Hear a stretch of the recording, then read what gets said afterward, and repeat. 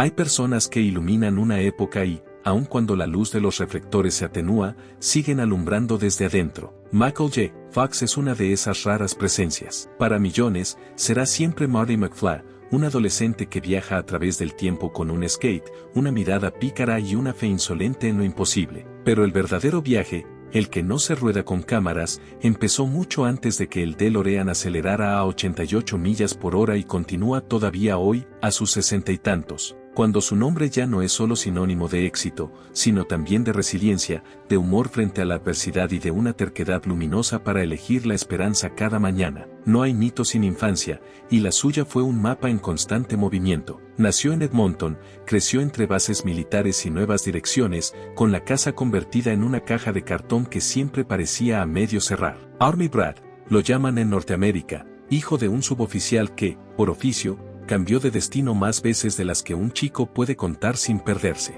Michael aprendió temprano a despedirse. Aprendió a ser el nuevo en el colegio, el de afuera en el barrio, el que no dura en los grupos. Descubrió también un salvavidas, la risa. Hacer reír era una forma silenciosa de decir estoy aquí, no me borren todavía. El humor como chaleco salvavidas, y como brújula, lo acompañaría toda la vida. A los 15, encontró un primer escenario en Canadá, papeles pequeños en televisión, un set modesto, una cámara que lo miraba de frente sin juzgar su estatura ni su acento. Ese contacto con el oficio le dio una certeza nueva, su identidad no tenía por qué estar condenada a ser una mudanza perpetua, podía plantarse, podía probar suerte. La suerte, claro, hay que empujarla. A los 18, con una maleta que pesaba más por los sueños que por la ropa, cruzó la frontera rumbo a Los Ángeles. No llevaba contactos, llevaba hambre. Hambre literal alguna noche, hambre de existir otras tantas. El Hollywood de finales de los 70 no le abrió la puerta, apenas si le dejó apoyar la frente contra el vidrio.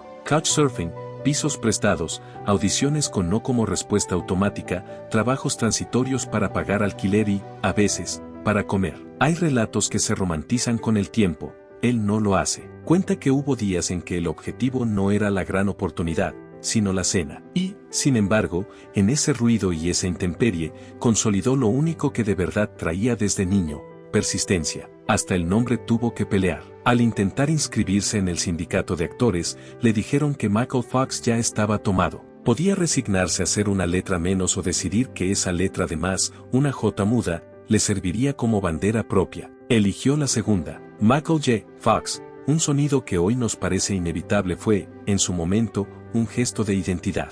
No es casual, todo en su carrera tiene ese pulso de no desaparecer. Los primeros créditos llegaron a cuentagotas. Una línea aquí, un plano allá, alguna aparición en series con más años que él. No había glamour, había fogueo. Y un día, cuando el músculo de la paciencia ya estaba curtido, sonó un teléfono que cambiaría la ecuación. En 1982, lo llamaron para interpretar a Alex P. Keaton en Family Ties. El diseño original de la sitcom ponía el foco en los padres. La política del hijo conservador era un contrapunto gracioso. Pero Michael entró en escena con una mezcla de timín, ironía y ternura que reordenó el mapa. Robaba cada momento sin esfuerzo aparente, y el público lo adoptó con una rapidez rara. La crítica lo entendió igual de pronto. Premios, nominaciones, titulares. Por fin, un sí que no parecía prestado. El ascenso se volvió vertiginoso en 1985. Reemplazar a último momento a otro actor en Back to the Future supuso un doble turno imposible. Family Ties de día, Marty McFly de noche. Sueño contado en horas sueltas, rodajes que se encadenaban, expectativas que no aflojaban. Y, sin embargo, el resultado fue un milagro de energía, un protagonista que bebía el espíritu de su tiempo sin cinismo, capaz de ser cool sin crueldad, gracioso sin pesadez. La película explotó. Vinieron las secuelas, llegaron más guiones, más sesiones de fotos, más viajes, más entrevistas, más pedidos. El sueño se convirtió en una cinta transportadora infernal. No había mucho espacio para habitar el éxito, había que sobrevivirlo. En el medio de esa agenda constante, Michael conoció a Tracy Pollan, actriz con la que compartió escenas en la serie y, poco después, la vida. Se casaron a fines de los 80. Ese vínculo fue, y es, su casa verdadera. Un lugar donde el personaje se baja del cuerpo y queda el tipo que hace chistes malos en la mesa, que repite anécdotas, que celebra un cumpleaños con torpeza feliz. Pero incluso la vida protegida se resiente cuando los días pasan sin detenerse. La fama, si no se la mira de frente, gasta como lija. A Michael lo gastó en dos frentes, el físico y el emocional. Para dormir, un trago, para apagar la cabeza, dos, para callar el zumbido de un mundo que nunca baja el volumen, alguno más. Más adelante hablaría de esa etapa con honestidad brutal. La copa, que parecía descanso, se convirtió en una cadena. En 1990, murió su padre. Golpe seco. El hombre que había conducido esa familia errante con una mezcla de disciplina y calidez ya no estaba. El hijo que, por fin, podía invitarlo a estrenos y alfombras rojas, de pronto solo tenía recuerdos. El duelo, como siempre, no avisó ni pidió permiso. Simplemente se sentó a su lado. Aún así, la máquina no se detuvo. El mundo de afuera lo seguía esperando sonriente, el de adentro aprendía otra vez a caminar sin andamios. Y, entonces, el temblor. Durante un rodaje, notó cómo la mano izquierda vibraba con vida propia. ¿Será el cansancio? ¿Será estrés? Se me pasa. No se pasó. Llegó un diagnóstico que no se entrega con metáforas: enfermedad de Parkinson. En un cuerpo joven, en el pico de una carrera voraz, con una familia en construcción, con todo el mapa aún por recorrer, la palabra degenerativa se convierte en un golpe que no se escucha, pero te deja sin aire. Un médico le habló de años buenos por delante. ¿Qué es un año bueno cuando tu oficio depende del control del gesto, de la voz, de la precisión con que una mano toma una taza? Michael eligió guardar ese secreto. No por vergüenza, nunca fue esa la emoción, sino por protección, de su intimidad, de su familia, de su propio tiempo para entender. El silencio, sin embargo, tiene un precio. Organizó su vida en torno a horarios milimétricos, las tomas, los comprimidos, la energía disponible, la sonrisa posible. Aprendió a esconder el temblor con coreografías mínimas, la mano al bolsillo, el vaso en la otra, el cuerpo de perfil, y a sostener la voz aun cuando el cerebro quería anticiparse y la lengua le pedía calma. Esa gimnasia no la ve el espectador, la ve el espejo de la madrugada. En medio de ese esfuerzo secreto, fue regalando trabajos memorables, no solo en cine. Volvió con fuerza a la televisión en una comedia que se volvió emblema de los 90, su personaje de alcalde adjunto en una gran ciudad, un héroe imperfecto en traje, con ritmo verbal afilado y humanidad a flor de piel, le valió premios y cariño. Era un rol escrito a su medida, velocidad mental, timín quirúrgico, calor. Detrás del personaje, la batalla. El público reía, él anotaba la hora de la próxima toma de medicación. El alcohol, en paralelo, había dejado de ser atajo y se había convertido en problema. Es un camino repetido en el mundo del espectáculo, su valía está en que lo contó sin dramatismo, con esa mezcla de sinceridad y humor que lo distingue. Buscó ayuda, se sostuvo en su círculo íntimo, hizo el trabajo que no hace nadie por vos: aceptar, ordenar, pedir, rehacer. Y eligió la sobriedad. En ese mismo movimiento, algo cambió para siempre, el silencio se quebró. Contó al mundo su diagnóstico en un momento donde la conversación pública sobre enfermedades neurodegenerativas estaba dominada por estereotipos y piedad. Él no quería lástima, quería conversación, quería investigación, quería futuro. Fundó una organización que hoy es referencia global para Parkinson. No fue un gesto simbólico, fue un plan. Cafés con científicos, reuniones con clínicos, equipos trabajando en biomarcadores, ensayos, becas para jóvenes investigadores, colaboración con laboratorios y universidades, búsqueda de pruebas que anticipen la aparición de la enfermedad, campañas que acerquen a pacientes y familias. A los que lo siguen desde los 80 quizás les sorprendiera esa versión suya con lenguaje de laboratorio, a él no. Siempre tomó en serio su trabajo.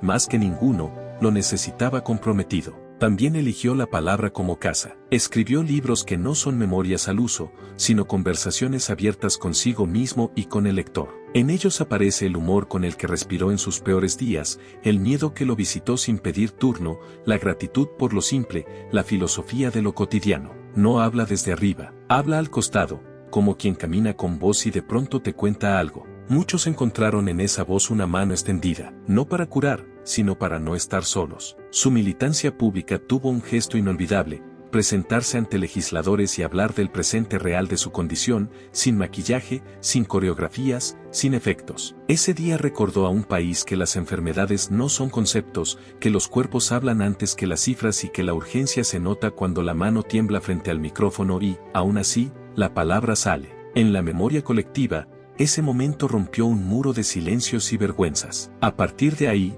miles comenzaron a contar su historia. Y contar la historia, quien lo vivió lo sabe, es, muchas veces, el primer paso para que el mundo cambie. El trabajo actoral no desapareció, se transformó. Dejó los protagónicos que demandan un cuerpo en disponibilidad absoluta y abrazó apariciones que celebraban lo que mejor sabe hacer, llegar, adueñarse del ritmo de una escena, dejar un gesto perfecto, una línea inolvidable, y marcharse con elegancia. Participó en series donde su personaje desplegaba ironía y astucia, interpretó abogados que convertían su condición en estrategia. Se permitió incluso reírse de sí mismo en programas que jugaban con la idea de Michael J. Fox haciendo de Michael J. Fox. También prestó su voz a películas animadas, oficio que le permitió seguir contando historias con otro tipo de entrega física. En el terreno más íntimo, la familia fue su catedral. Con Tracy construyeron un hogar de ruidos amorosos, 4 hijos, proyectos escolares sobre la mesa, mascotas, visitas, amigos, celebraciones pequeñas, discusiones grandes, acuerdos cotidianos. Ese paisaje doméstico fue,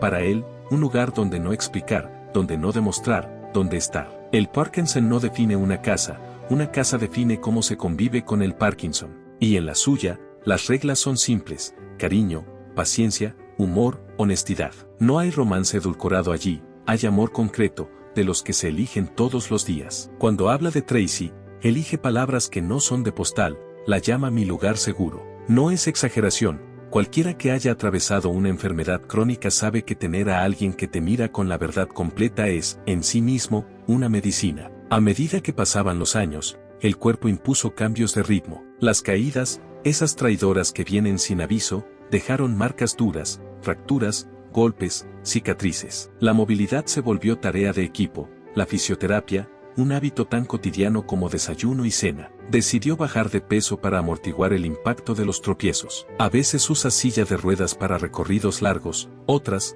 bastón. Esas decisiones no son rendición, son estrategia. Con la memoria de corto plazo también aprendió otro tipo de paciencia, la de aceptar que hay nombres, datos, frutas que se escapan como peces, y que para pescarlos otra vez hace falta humor y calma. Cuando lo cuenta, no dramatiza, suele tirar un chiste. Es parte de su filosofía, la risa no cura, pero acompaña. Su relación con el trabajo creativo se volvió más selectiva. Aparece donde siente que suma y donde la logística se acomoda a su día a día. Prefiere proyectos que respeten su tiempo y su cuerpo. Ha protagonizado documentales que retratan su vida actual con una honestidad estéticamente bella, nada de violines lacrimosos, sí planos que muestran el esfuerzo de levantarse de una silla, el temblor que interrumpe una frase, el rostro que se ilumina con una broma tonta. Son piezas que funcionan, a la vez, como retrato de un hombre y como espejo para cualquiera que lidie con la fragilidad propia. El reconocimiento institucional llegó de muchas partes: medallas, doctorados honoris causa, órdenes nacionales, listas de más influyentes. Él agradece, sonríe, guarda la plaqueta y vuelve al trabajo silencioso, reuniones con equipos de la fundación, charlas con donantes, encuentros con familias, llamadas con clínicos que lideran ensayos, agendas para la próxima campaña. Los números impresiona mencionarlos: capital reunido, proyectos financiados, papers publicados. Lo que él destaca, sin embargo, son otras cifras: cuántas personas pudieron acceder a un diagnóstico antes, cuántos médicos de atención primaria entendieron un síntoma a tiempo, cuántos pacientes se animaron a decirle a sus hijos esto me pasa. La todavía llamada enfermedad de Parkinson es, en realidad, un conjunto de condiciones con síntomas compartidos y causas múltiples. Michael aprendió el lenguaje de esa complejidad y lo traduce al inglés llano de la gente que escucha. Habla de proteínas que se comportan mal, de neuronas que pierden tono, de tratamientos que calman síntomas y de la necesidad de terapias que modifiquen el curso.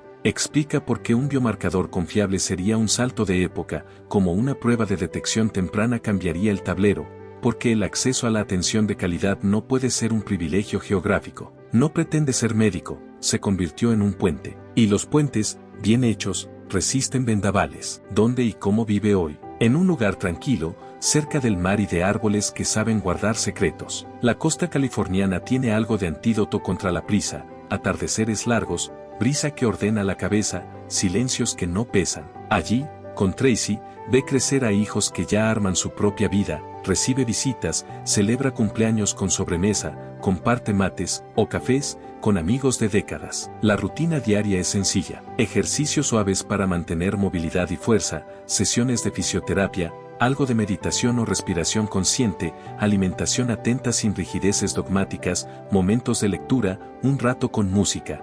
la reunión de trabajo que hace falta y, cuando el cuerpo lo permite, la salida breve que reconecta con el mundo. Hay días luminosos y hay días áridos. En los áridos, insiste, no se obliga a ser positivo, se permite estar triste o enojado, pero no se queda a vivir ahí. Al día siguiente, vuelve a empezar. Quien lo conoció en los 80 y lo vuelve a oír ahora encuentra al mismo tipo con una capa más, el del humor que abraza. Ese humor no niega el dolor, lo nombra sin pedir permiso al pudor. Lo usa para aliviar a otros, para destrabar conversaciones incómodas, para recordar que la dignidad y la risa no se excluyen. Si hay algo que repite en charlas públicas es que el optimismo no es un estado, es una disciplina. No se trata de ver todo bien, sino de buscar, cada día, donde poner el pie, donde anclar el ánimo, como agradecer sin negar la dificultad. Su frase "estoy bien con no estar bien" resume esa postura, madurez, no resignación. Repasar su filmografía hoy es también una forma de cartografiar una sensibilidad. Family Ties cristalizó la tensión entre generaciones de su tiempo y le dio letras a una forma de humor que no ofende, pero tampoco se disculpa. Back to the Future definió la aventura ochentosa con una ética rara, divertir sin cinismo. Películas como The Secret of My Success o Doc Hollywood mostraron su elasticidad para pasar del chiste al gesto tierno. Las apariciones posteriores, en dramas, en comedias, en procedimentales, confirmaron algo que ya sabíamos: no necesita mucho metraje para dejar huella, le alcanza con entrar y entender el tono. Y la televisión, en su retorno, lo recibió a la altura, papeles de esos que se roban la escena sin levantar la voz. En paralelo, sus libros forman una suerte de crónica íntima de 3 décadas. En ellos puede leerse el arco de un hombre que pasa del estupor a la aceptación, del secreto a la militancia, del vértigo a la calma trabajada. Hay páginas que incomodan por lo francas, esa noche en la que todo parece inútil, ese accidente que te quita confianza, esa recaída emocional, y otras que abrazan con ternura, un recuerdo con sus hijos. La mirada de Tracy un día cualquiera, una mañana que empieza mal y termina bien gracias a un detalle mínimo. Quien acompaña esa lectura siente que escucha a un amigo que no edita para quedar bien. Esta historia tiene capítulos difíciles de escribir, la enfermedad no negocia, y con los años avanzó. Los temblores se combinan con rigidez, la marcha requiere atención, el habla demanda paciencia. A cada caída, la vida entera se organiza para evitar la siguiente. A cada lesión, la rehabilitación suma horas. Y al mismo tiempo, esta historia tiene capítulos que consuelan, la ciencia avanza, la red de apoyo crece, los tabúes ceden, las herramientas digitales permiten que comunidades globales se encuentren, se informen, se acompañen. Él mira ese panorama con el pragmatismo del que no vende humo. Hay razones para la esperanza, aunque todavía no sepamos cuándo. Y mientras tanto, esa expresión se repite en su discurso: hay mucho por hacer. De todo lo que su fundación impulsó, quizá lo más transformador sea el cambio de mentalidad, llevar el foco desde cómo ocultar hacia cómo entender, desde cómo aguantar hacia cómo intervenir antes, desde cada uno por su lado hacia colaboración radical. El modelo abierto para compartir datos, la invitación a que pacientes participen activamente en la investigación, el cruce entre clínicas y laboratorios, la insistencia en sumar voces de todo el mapa, no solo de grandes centros urbanos. Ese tejido habla de un liderazgo sereno que prioriza resultados sobre protagonismos. Cuando mira hacia atrás, no lo hace con nostalgia pegajosa. Agradece. Reconoce la fortuna de haber encarnado un personaje que todavía hace sonreír a jóvenes que no habían nacido cuando se estrenó la película. Se sorprende de recibir mensajes de adolescentes que descubrieron a Marty en plataformas y le escriben contándole que se sienten menos solos gracias a su humor. Se conmueve con adultos que, tras ver un documental sobre su vida actual, se animaron a contarle a sus hijos lo que les pasa. Ese ida y vuelta, que atraviesa generaciones, es uno de sus orgullos más humildes: comprobar que la cultura pop, bien entendida, puede ser un puente que hoy ensambla historias y mañana empuja cambios. Si alguien le preguntara cuál considera su mayor logro, es probable que no elija un premio ni una cifra. Diría algo como: seguir siendo útil, porque su definición de utilidad es amplia. Puede ser un cheque para financiar un laboratorio, una charla de 20 minutos que desestigmatiza ante cientos de familias, una línea cómica que desarma por un segundo el miedo de quien lo escucha, un consejo a un joven actor, una broma para un técnico cansado, una mano sobre el hombro de alguien que acaba de recibir un diagnóstico. Esa utilidad cotidiana, silenciosa, repetida, es la que alimenta su autoestima y su propósito. El presente, entonces, no es un epílogo, es un capítulo escrito a mano, con letra más lenta, con renglones torcidos, con tachaduras que no se esconden. Se levanta cada día con la conciencia de que